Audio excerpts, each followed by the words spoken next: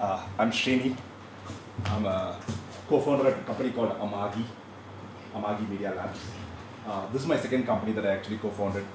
The earlier company was called Impulse Soft. This was back in 1998. Looks like a very, very long time now, about 15 years back. Impulse Soft was a Bluetooth intellectual property company. This was the time when Bluetooth was just getting started back in 1998. Right? We're probably a handful of 2 or 3 companies worldwide that were actually developing Bluetooth IP at that point of time, back in 1998. We ran the company Impulse Soft for about 6 years, 5.5 years. Eventually got acquired by a Nasdaq-listed company, Surf Holdings, in 2005. Stayed there at Surf for 2 years as part of the transition, and quit and started Amagi. The intent of the session, I'll try to keep this short as much as possible. Right? Intent of the session is actually we made tons and tons of mistakes. Right? So intent is to share some of those. I think we need a lifetime to actually talk about all the mistakes that we have done.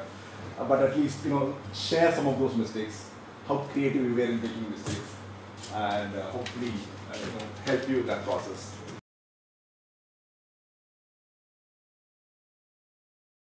When we started Amagi, we said, let's have 3 goals.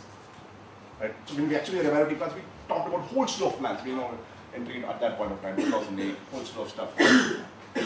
Pre-Groupon days, we were thinking of Groupon next, whole slew of stuff that we actually talked about, right? So we had 3 goals. First and foremost, we wanted to do something really, really large. That will be $1 billion plus. Anything that we touch, we wanted, this time was, Impulse was good, it was nice, decent exit, but it was not $1 billion. It was not a large. So we wanted, let's dream big. Let's actually try something that is really, really, really large, even if we fail. Right? First and foremost. Second, we said anything that we do has to be transformative, has to be disruptive. That is, it would change the face of that industry that we operate. We didn't know what industry we were going to get into. Right? Whichever market that we are going to be, it will change the way market behaves. Pre-Amagi and post-Amagi. Hopefully we are what we are doing in advertising. Advertising, television buying and selling is changing because of us, fundamentally. Right? Third thing is that this time we'll actually start with India as a focus to start with, rather than given the India was the happening place, or is still the happening place. A lot of interest here. So we'll actually start off with India before we actually go elsewhere. Now we're present in 4 countries. We are doing it in Netherlands, in Sweden, in Singapore. Right?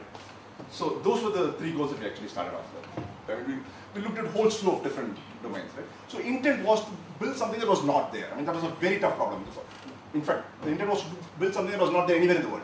So first thing was think of an idea, then do a Google search, somebody else somewhere has done it, so drop it. Right? So we went through this whole, almost 3 to 4 months of, 3 of us, right? One would come up, other 2 guys would critique, and then come. Right? So went through a lot of iteration, and then we saw suddenly IPTV something clicked, and then we said, oh, maybe there is an opportunity here. Then we talked with advertisers and said, wow, at least few of them, this is there, that would be great. And then we went and talked with television channels, guys in the media field. They said, it will not work, guaranteed. Don't waste your time. Right? Multiple people, repeatedly. Right? So that gave us more confidence that we should certainly do it. Right? So at least we were unencumbered by knowledge of the industry. So at some level, being ignorant actually helps, because you don't know what are the problems. Had we known all the problems, we would have started this. Now we know. So this is what I keep saying to people, right? So when we started, we were so happy that we didn't have competition. And then we realized why.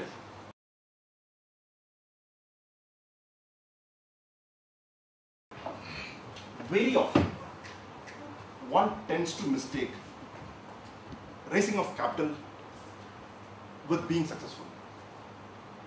Right? Or somebody has actually put in money, so that means that, oh man, I have a concept, I have an idea, I have an execution capability that makes sense. Right? So when we actually, previous company, we actually raised money, right? We used to do about $500,000 per year of business. In the second year, we actually raised about angel investment, right? So the next year, we actually suddenly from $500,000, we came to 0. Right? Because you had money and you said, man, I'm going to do much larger plan, directions, you actually hire, you do whole slew of things. So one of the biggest lessons for us is, raising money, an investor putting money is no validation at all. At all. Actually, if anything, it might be validation of the wrong thing. Right? So real validation is when you actually get customers paying money, not when investors paying money. If investors paying money is actually, you're more indebted if anything, right? That's one, for example.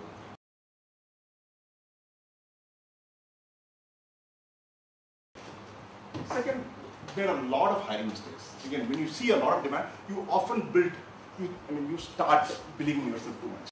So you end up start building, oh, I'm going to do this, everything looks rosy. You start, hiring people. You start building capacity in advance, expecting that you're going to have phenomenal. What happens is that cash goes much faster. And then any plan, that's at least our limited experience. Any projection that you do, right, you'll end up getting always half of it, probably twice later than what you thought you'd actually get, right? With much more pain than what you'd actually end up with, right? So you end up doing a lot more, spending a lot more upfront in expectation of what you'd actually get.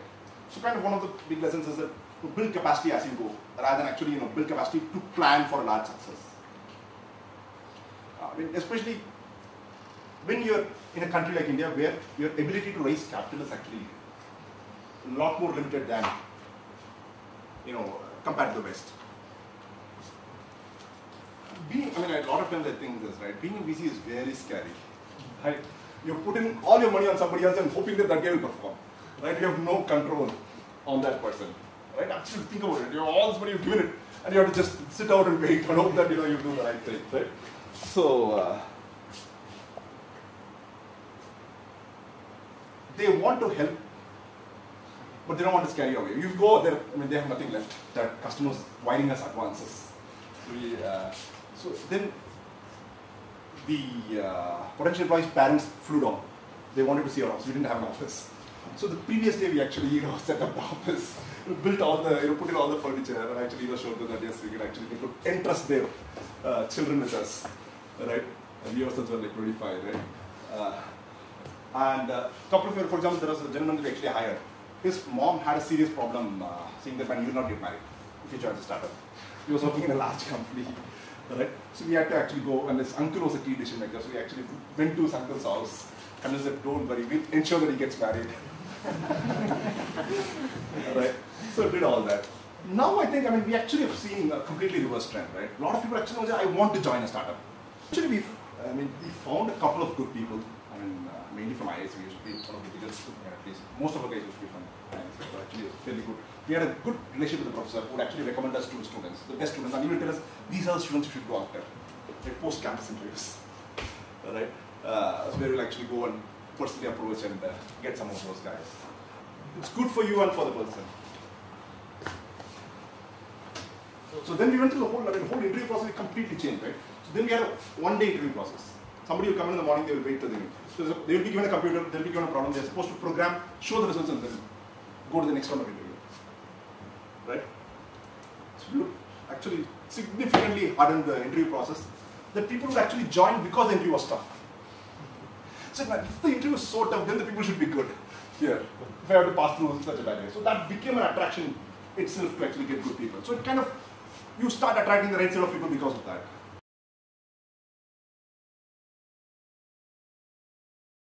And often I see entrepreneurship as like marriage, right? It looks romantic from outside. Like, takes a lot of work to sustain it, right? First 6 months is the only fun time in the whole stuff. Then it gets serious.